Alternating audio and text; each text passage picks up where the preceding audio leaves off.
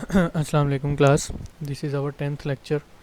In this lecture we will discuss the consumer equilibrium, and we will find the optimal level of X commodity and Y commodity, and through equilibrium condition we will drive the demand function of X and find the elasticities of X commodity like price elasticity of demand and cross price elasticity of demand.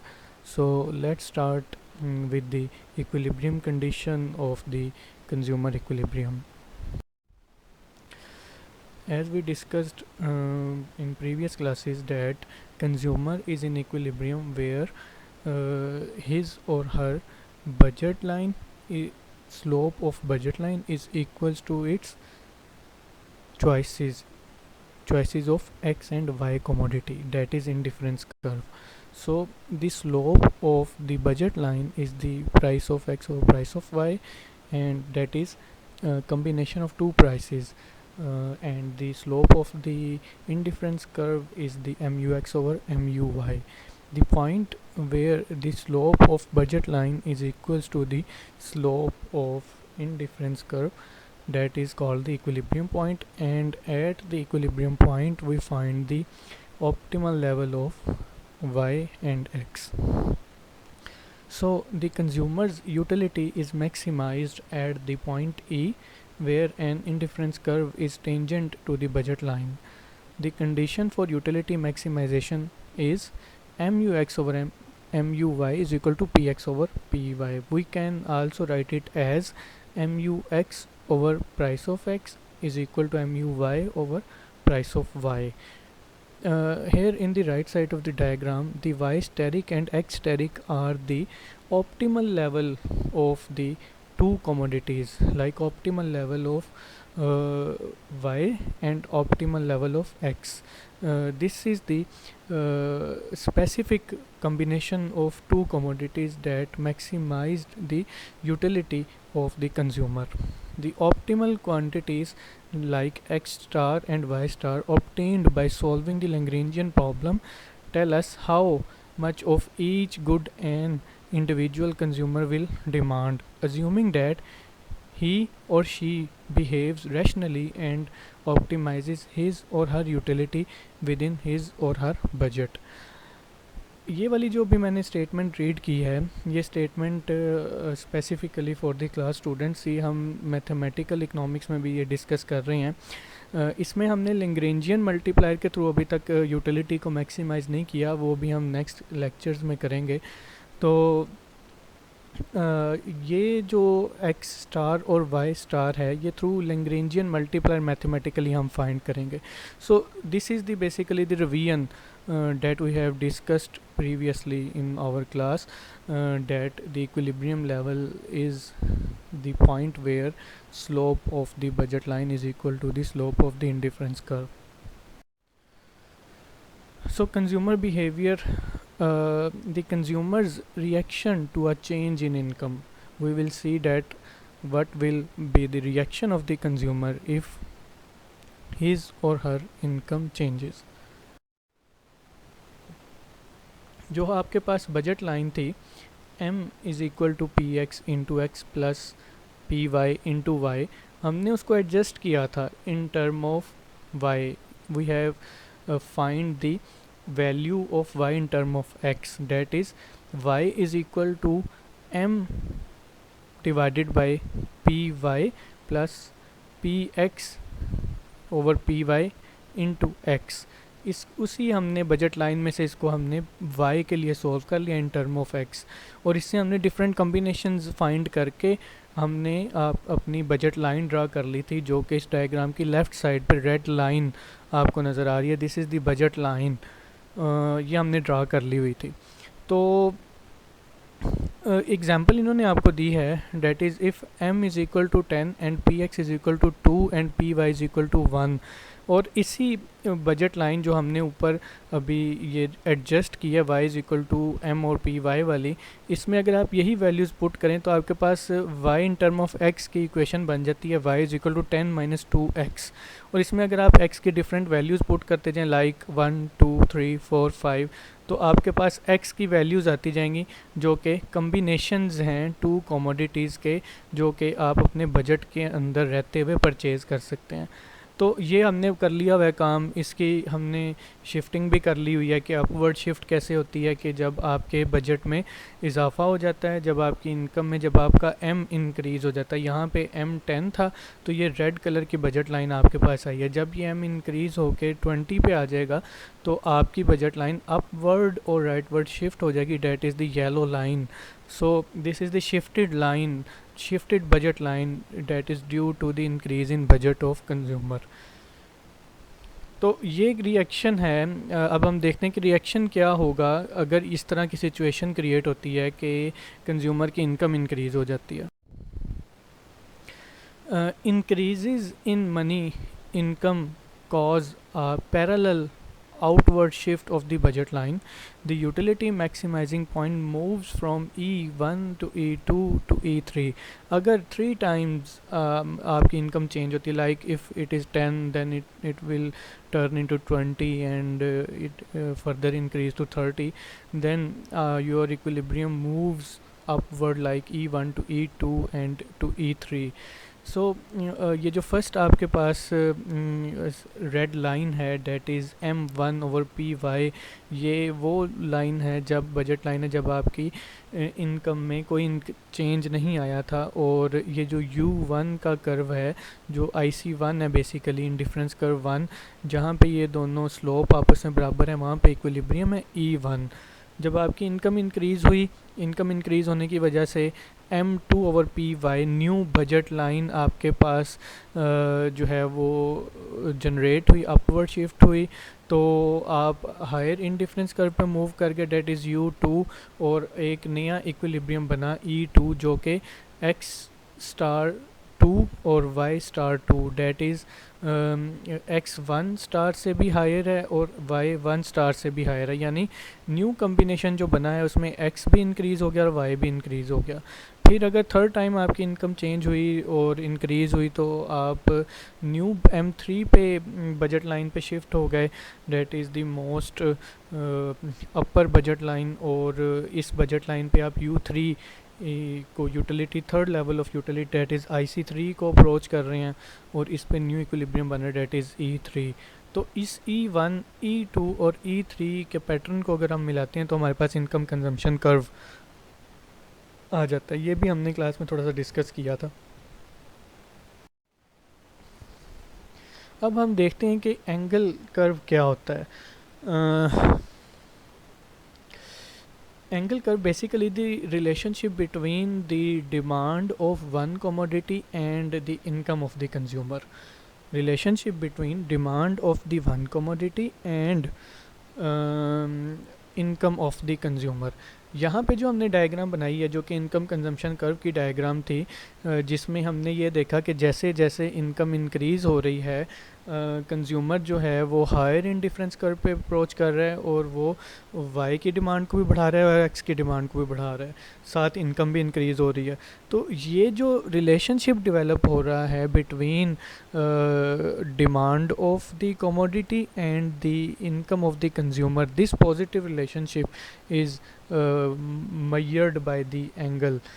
ये भी हम देखते हैं कि क्या contribution थी इसकी, ये कौन था बेसिकली, कब इसने ये काम किया, ये हम नेक्स्ट स्लाइड में देखते हैं। तो इस रिलेशनशिप को एंगल कर्व कहते हैं। डेट इज़ जो E1 पे था, E1 को अगर आप देखें that is left side on the diagram, E1 पे हम अब करते हैं वाई कमोडिटी और कंज्यूमर की इनकम के दरमियान रिलेशनशिप को। तो यही आप एक्स कमोडिटी के दरमियान भी कर सकते हैं। तो हम y और m के दरमियान करते हैं। तो E1 पे y1 आपके पास आ गया और उस पे जितनी इनकम थी वो आपने M1 मेजर कर ली on the right side of the diagram. फिर जैसे ही M1 बढ़ के M2 पे गई, इनकम बढ़ी, y1 भी इंक्रीज़ होकर y2 पे आ गया। तो जैसे ही आपकी M2 से फिर इनकम इंक्रीज़ होकर M3 पे गई, आपका E3 पे दोबारा income demand of the Y increase होकर Y3 पे आ गई। सो ये 3 पॉइंट्स जो आपके बन रहे हैं on the right side of the diagram, इनको अगर आप आपस में मिला दें तो this is called the angle curve, that is showing the relationship between demand of the Y commodity and the income of the consumer. This is the Engel's law. A general reference to the function which shows the relationship between various quantities of a good a consumer is willing to purchase at varying income levels and ceteris paribus. A German statistician who studied the spending patterns of groups of people of different incomes. People spent a smaller and smaller proportion of their incomes on food as those incomes increase.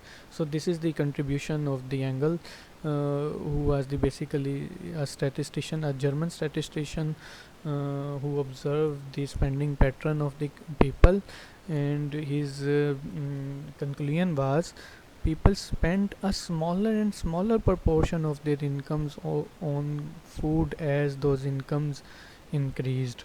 So this is the contribution of the Engel.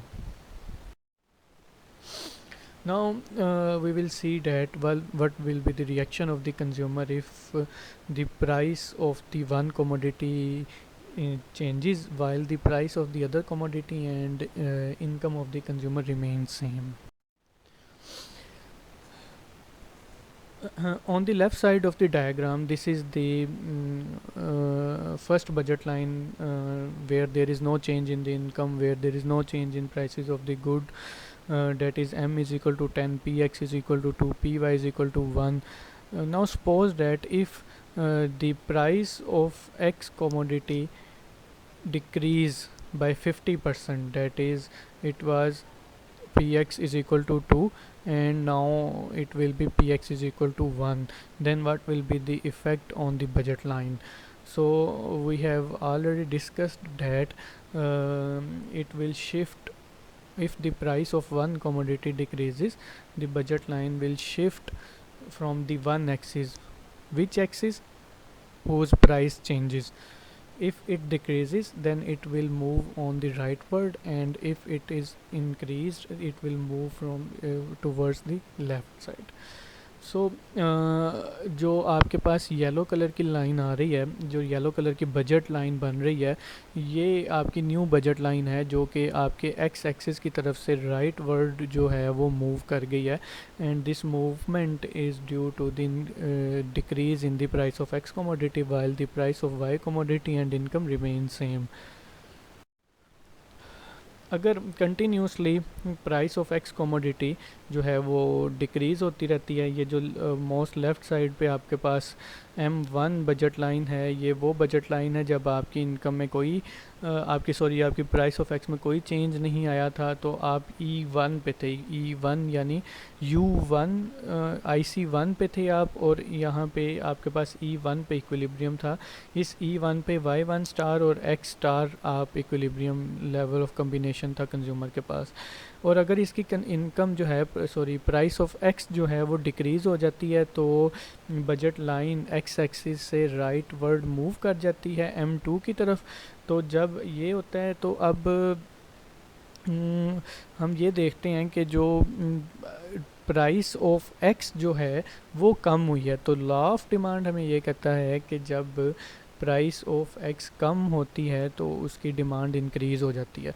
और यहाँ पे Y और x दोनों commodities एक दूसरे के substitute हैं, ये भी हमने माइंड में अपने बात रखनी है कि वाई कमोडिटी और एक्स कमोडिटी दोनों सब्सटीट्यूट हैं. और सब्सटीट्यूट की डेफिनेशन भी हमें पता है कि ऐसी कमोडिटीज़ जिनको एक दूसरे की जगह पे यूज़ करने से उसकी यूटिलिटी में फ़र्क ना आए, उसकी सेटिस्फेक्शन में हमें फ़र्क ना आए, तो वो एक दूसरे के सब्सटीट्यूट होते हैं.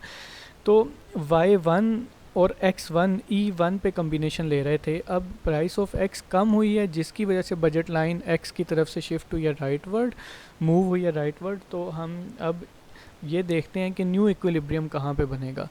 अब न्यू इक्विलिब्रियम उधर बनना चाहिए कि जहाँ पे वो उस लेवल पे कि जहाँ पे एक्स की डिमांड बढ़े, क्योंकि एक्स की प्राइस कम हुई है तो एक्स की डिमांड बढ़े, और वाई की प्राइस पे तो कोई असर ही नहीं हुआ, और वाई एक्स का सब्सटीट्यूट है, तो वाई का सारा कंज्यूमर, ज़्यादातर वाई का जो कंज्यूमर है वो किसकी तरफ मूव करेगा, एक्स की तरफ, क्योंकि एक्स उनको सस्ता मिल रहा है, तो वाई की डिमांड कम हो जाएगी।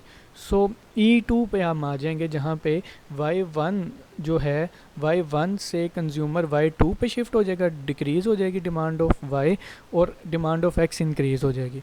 इसके बाद अगर मज़ीद आपकी इनकम जो है वो इनकम नहीं, प्राइस ऑफ X जो है वो आपकी डिक्रीज़ होती है, तो दोबारा आपकी बजट लाइन राइटवर्ड जो है वो मूव कर जाएगी टूवर्ड्स द एक्स एक्सिस।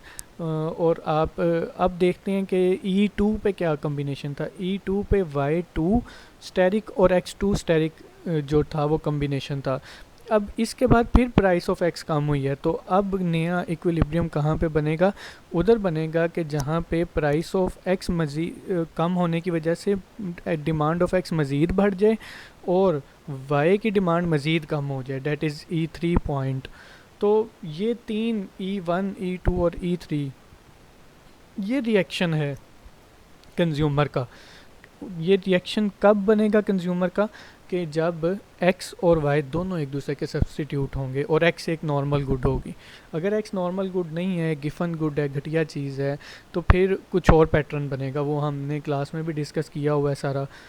सो इसका हम देखते हैं कि ये जो भी हमने रिएक्शन ऑफ द कंज्यूमर देखा है, इससे demand of the X commodity कैसे ड्राइव होती है। How consumption changes as price ratio changes, and how we can drive the demand curve of X commodity. On the upper side of the diagram, we have drive the price consumption curve, and through this price consumption curve, we have drawn the demand curve of the X commodity. On E1 we have a combination of Y1 and X1 on price of X is equal to 1। अगर price of X जो है वो कम हो जाती है, price of X2 पे आ जाती है कम होके, तो हम डिमांड ऑफ X को बढ़ा देते हैं। मज़ीद प्राइस ऑफ X कम होगी, फिर मज़ीद डिमांड ऑफ X बढ़ जाएगी। ये जो नेगेटिव रिलेशनशिप आ रहा है कि जैसे जैसे प्राइस ऑफ X कम हो रही है, डिमांड ऑफ X बढ़ रही है, इस नेगेटिव रिलेशनशिप को नीचे वाले डायग्राम में हमने ड्रा कर लिया, date is demand curve for the X। ये वाली जो डायग्राम है ये हमने क्लास में विद न्यूमेरिक्स नंबर्स हमने इसको ड्रा किया था। सो आप अपने वो नोट्स भी निकाल के इसको रिवाइज कर सकते हैं। ओके, ये थोड़ी सी अब नई चीज़ आ गई, इसको थोड़ा सा ख्याल से हमने करना है। अब हमने मैथमेटिकली, ये तो हमने ड्रामेटिकली थ्योरेटिकली डिमांड कर्व को हमने या demand of the X commodity को ड्राइव किया, तब हम मैथमेटिकली करते हैं। We are interested in finding the individual demand curve for the good X and expression for quantity demanded as a function of all prices and income. हम किस चीज़ में interested हैं कि हमने एक्स कमोडिटी की डिमांड जो है वो ड्राइव करनी है, और उसके लिए हमें क्या इंफॉर्मेशन दी गई है, यूटिलिटी फंक्शन दिया हुआ है, that is u is equal to X into Y plus X plus Y. So इससे हमने क्या करना है, u is equal to X Y plus Y, इससे हमने x की डिमांड या डिमांड कर्व या demand equation of the X commodity derive करनी है।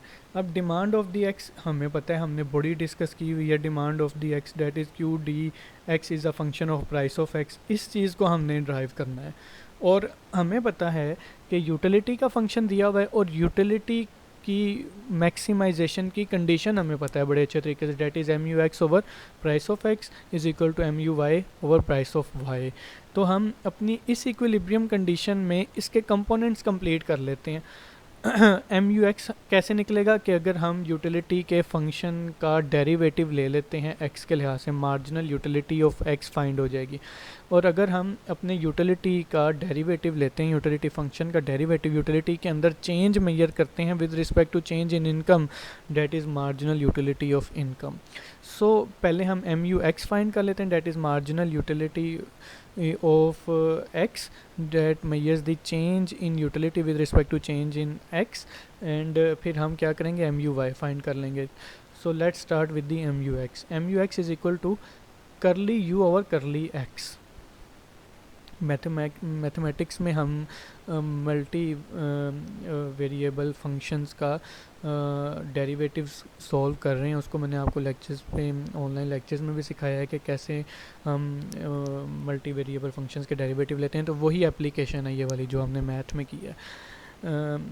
करली यू ओवर करली एक्स, यानी ये जो यूटिलिटी फंक्शन है इसका एक्स के लिहाज से डेरिवेटिव लेंगे. सबसे पहले हम एक्स और वाई के जो है u is equal to X Y, इसका एक्स के लिहाज से डेरिवेटिव लेते हैं. हमने इसका ये देखा था कि जब दो इंडिपेंडेंट वेरिएबल्स एक दूसरे के साथ मल्टीप्लाई हो रहे होते हैं और जिस लिहाज से आप किस लिहाज से डेरिवेटिव ले रहे हैं, एक्स के लिहाज से, इसके साथ कौन सा वेरिएबल जो हमें जिसके लिहाज से डेरिवेटिव फ़िलहाल नहीं चाहिए, डेट इज़ वाई, उसको हम कांस्टेंट रख देते हैं. सो पीछे क्या बचा, एक्स. एक्स का एक्स के लिहाज से डेरिवेटिव ले लें, क्या आएगा 1, और जो कांस्टेंट हमने रखा हुआ था वो साथ वैसे ही आ जाएगा. सो x इंटू वाई का जब आप x के लिहाज से डेरिवेटिव लेते हैं तो आंसर क्या आता है y. उसके बाद प्लस x, x का x के लिहाज से डेरिवेटिव 1, फिर आता है प्लस y के अंदर अब हम क्या करते हैं, u के अंदर चेंज मेजर करते हैं विद रिस्पेक्ट टू x, और हमारे पास है क्या y. तो y में यहाँ पे तो x है ही नहीं, तो x के अंदर चेंज क्या आएगा 0. So this term will be 0.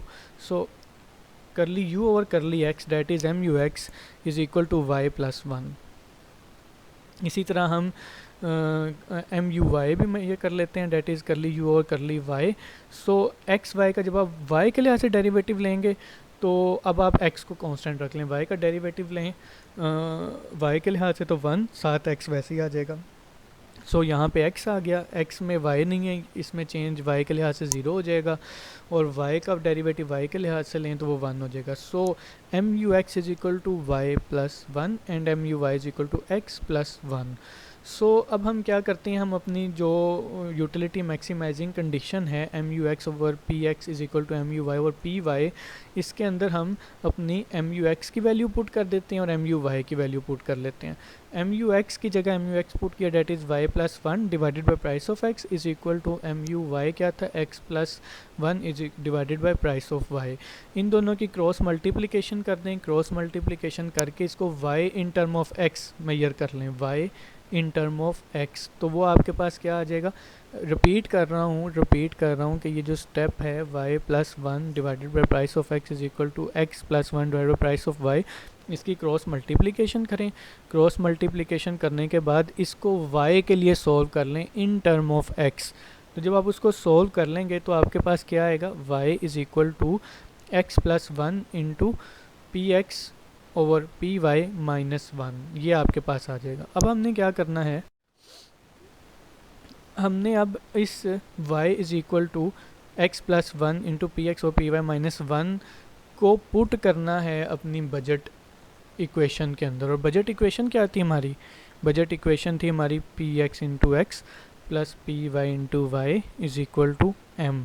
तो यहाँ पे जहाँ पे y है, y कहाँ पे मौजूद है, हम इसको दोबारा रिपीट करते हैं, px into x plus py into Y. इस y की जगह हम अपनी ऊपर वाली y की value date is x plus 1 into px over py minus 1 put कर देते हैं.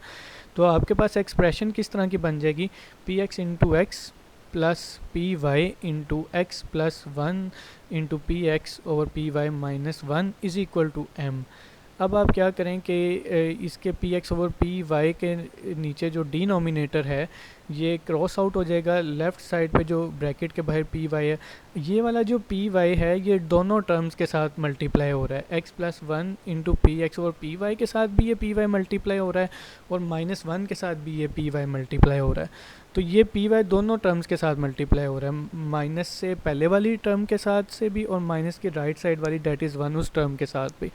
तो जो px ओवर py है ये कैंसिल आउट हो जाएगा py के साथ, और ये एक py जो माइनस 1 से मल्टीप्लाई हो रहा था ये उसके साथ मल्टीप्लाई हो जाएगा. तो फिर क्या आएगा, px into x into x plus 1 into p of x minus P of y. ये माइनस पी ऑफ वाई कहाँ से आया कि ये जो ब्रैकेट के बाहर पी ऑफ वाई था ये अंदर माइनस 1 से मल्टीप्लाई हुआ है. Is equal to m. तो अब हम पी ऑफ एक्स को अंदर मल्टीप्लाई कर देते हैं, तो आपके पास क्या आ जाएगा, P of x into x plus P of x into x plus P of x minus P of Y is equal to M. So P of x into x plus P of x into X, ये two P of x into X हो जाएगा। तो हम क्या करते हैं कि हमें चाहिए x, हम बेसिकली काम क्या कर रहे हैं, हम बेसिकली फाइंड कर रहे हैं x की डिमांड को, ठीक है, x को हम फाइंड कर रहे हैं। तो हम x को एक तरफ रखते हैं, two P of x into x को हमने एक तरफ रखा, और प्राइस ऑफ x को हम राइट साइड पे ले गए, प्राइस ऑफ y को भी हम साइड पे ले गए। तो आपके पास क्या एक्सप्रेशन है, two P of x into x is equal to m minus P of x plus P of y. तो यहाँ से हम इसको x के लिए सॉल्व कर लेते हैं। Two P of x x के साथ मल्टीप्लाई हो रहा है, राइट साइड पे ले जाएंगे, उसके साथ डिवाइड हो जाएगा। So x is equal to m minus two P of x plus P of y divided by two P of x. This is the consumer's demand function for the x commodity. We can also call this generalized demand function. इसमें x की demand और x की price के दरमियान negative relationship है, और ये अब जो हमने इसके determinants of quantity demanded of x read किए थे, जो हमने पढ़े थे, जिनके रिलेशनशिप हमने देखे थे, वो रिलेशनशिप पूरे हो रहे हैं यहाँ पे।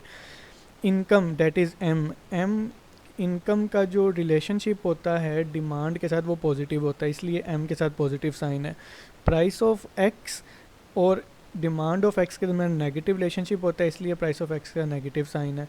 और उसकी जो सब्सटीट्यूट की प्राइस होती है that is price of y, उसका आपकी डिमांड के साथ पॉजिटिव रिलेशनशिप हो रहा है, इसलिए यहाँ पे पॉजिटिव साइन है। तो ये आपके पास डिमांड इक्वेशन आ गई, डिमांड का जो है वो फंक्शन आ गया, किस चीज़ का, x की डिमांड का फंक्शन आ गया। तो हमने क्या किया, x की डिमांड को ड्राइव कर लिया मैथमेटिकली। अब हम इससे प्राइस भी मेजर कर सकते हैं, x की प्राइस भी मेजर हो सकती है। वो कैसे कि आपके पास क्या आया है, आपके पास जो इक्वेशन आई है वो आई है x is equal to m minus P of x plus P of y divide by two P of x. इसमें से हम इसको पी ऑफ एक्स के लिए सॉल्व कर लें, पी ऑफ एक्स के लिए। तो पी ऑफ एक्स के लिए यहाँ पे डायरेक्ट भी सॉल्व कर सकते हैं, लेकिन हमें यहाँ पे एक न्यूमेरिकल एग्जांपल दी हुई है। Suppose we use the following parametric values that is m is equal to $100 and price of y is equal to $10, और इस $100 को m की जगह पुट कर दें, और उसी इक्वेशन में किस में, जो हमने पहले x की इक्वेशन मेजर की है, अभी जो फाइंड किया that is m minus P of x plus P of y divide by two P of x, इसमें अगर हम पुट कर दें तो हमारे पास क्या आ जाएगा, हमारे पास आएगा x is equal to 110 minus P of x divide by two P of x. अब ये हमने क्या किया, अब ये हमने प्योरली डिमांड इक्वेशन, जो लॉ ऑफ डिमांड की इक्वेशन है, Q D is a function of price of x, वो हमने मेजर कर ली। कैसे की कि अगर प्राइस ऑफ वाई की भी वैल्यू दी हो और इनकम की वैल्यू भी दी हो, तो हमारे पास आ गया x is equal to 110 minus P of x divide by two P of x. तो इसको अगर हम प्राइस ऑफ एक्स के लिए सोल्व कर लें, प्राइस ऑफ एक्स के लिए, तो आपके पास क्या आएगा, P of x is equal to 55 divided by 0.5 plus X. So this is the price of the X commodity that we have measured from the same demand equation of the X. सो हम Engel curve भी इसके through हम drive कर सकते हैं। Angle curve को फिर हम थोड़ा सा रिवाइज कर लेते हैं। This is the basically relationship between the demand of the one commodity and income of the consumer. Here we are discussing the demand of the X commodity, and if we draw the relationship between X commodity and its demand, and between X commodity demand and the income of the consumer, this relationship will call the angle curve. So equation वही है जो हमने पहले drive कर ली हुई है, that is x is equal to m minus P of x plus P of y divide by two P of x.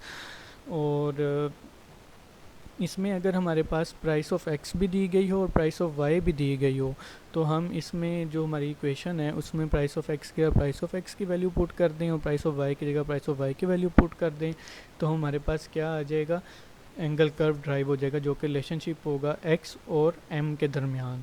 तो हम अपनी इसकी वैल्यूज़ पुट करते हैं और इसको सॉल्व करते हैं, तो आपके पास क्या आता है, x is equal to m divided by 10 plus 1/2। अब यहाँ पे डिपेंडेंट वेरिएबल x है, that is demand of the x, और independent variable m and that is income of the consumer. So हमने एंगल कर्व की डेफिनेशन ये पढ़ी थी कि it is the relationship between demand of one commodity and the income of the consumer. This equation is of the angle curves equation. तो इससे हम इलास्टिसिटीज़ भी मेजर कर सकते हैं, इनकम इलास्टिसिटी इसके थ्रू मेजर हो सकती है, इनकम इलास्टिसिटी, जो कि क्या है कि अगर हम चेंज इन एक्स मेजर करते हैं with respect to change in income curly x over curly m, और उसका फार्मूला क्या बनेगा, हमने ये पहले पढ़ा हुआ है, इलास्टिसिटीज़ मेजर की हुई हैं। इनकम इलास्टिसिटी ऑफ डिमांड क्या थी, change in demand with respect to change in income into income over x, curly x over curly m into m over x. This is the formula of the income elasticity. And if income elasticity is positive, अगर इसका answer जो है वो positive आ जाता है, एक positive number आ जाता है, then x is a normal good. क्योंकि हमने जब डिटर्मिनेंट्स ऑफ डिमांड पढ़े थे उसमें हमने x को नॉर्मल गुड कंसीडर किया था और उसकी डिमांड और इनकम के दरमियान पॉजिटिव रिलेशनशिप को मेजर किया था, हमने रिलेशनशिप देखा था। तो यहाँ पे इनकम इलास्टिसिटी ऑफ डिमांड का पॉजिटिव आने का मतलब ये है कि आपकी इनकम में अगर 1 यूनिट का इजाफा होता है तो आपकी एक्स चीज़ की डिमांड भी इंक्रीज़ होगी। पॉजिटिव आने का मतलब ये है, और ये तभी होगा जब आपका एक्स नॉर्मल है। सो अगर आपकी इनकम इलास्टिसिटी ऑफ डिमांड जो है वो पॉजिटिव है तो आपकी एक्स जो है वो नॉर्मल गुड है। इसके थ्रू हम cross price elasticity of demand भी मेजर कर सकते हैं। आपके पास वही फार्मूला है, वही डिमांड है एक्स की जो हम पहले मेजर कर चुके हैं, that is x is equal to m minus price of x plus price of y divide by 2p of x. अगर आपके पास प्राइस ऑफ एक्स भी दी हो और एम भी दिया हो, price of x is equal to 5 and m is equal to 100, तो आपके पास जो रिलेशनशिप डेवलप होगा between price of y into x, वो क्या होगा, x is equal to 9.5 plus P y divide by 10। तो यहाँ से अगर आप चेंज इन एक्स मेजर करते हैं with respect to change in price of Y, that is curly x over curly P Y into P Y over X, तो फिर आपके पास जो है वो cross price elasticity of demand आ जाती है।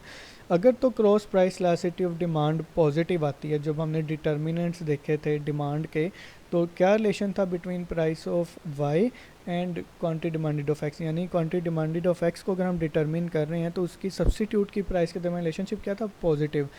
अगर वो पॉजिटिव आता है तो वो सब्स्टिट्यूट होती है। यहाँ पे अगर cross price elasticity of demand का साइन जो है वो पॉजिटिव आ जाता है, उसका मतलब ये है कि अगर प्राइस ऑफ वाई बढ़ेगी तो डिमांड ऑफ एक्स भी बढ़ जाएगी। तो प्राइस ऑफ वाई का जो रिलेशनशिप पॉजिटिव आना, उसका मतलब ये है कि जो वाई कमोडिटी है वो एक्स के सब्स्टिट्यूट है, और अगर नेगेटिव आ जाता है तो वो कॉम्प्लीमेंट है। कॉम्प्लीमेंट का मतलब क्या होता है, ऐसी चीज़ें जो एक दूसरे के लिए लाजिम व मलजूम होती हैं, जैसे इंक के साथ पेन है, पेट्रोल के साथ कार है, ये कॉम्प्लीमेंट्स हैं। अगर इसका साइन नेगेटिव आता है तो ये कॉम्प्लीमेंट है, अगर इसका साइन पॉजिटिव आता है तो ये सब्स्टिट्यूट्स हैं।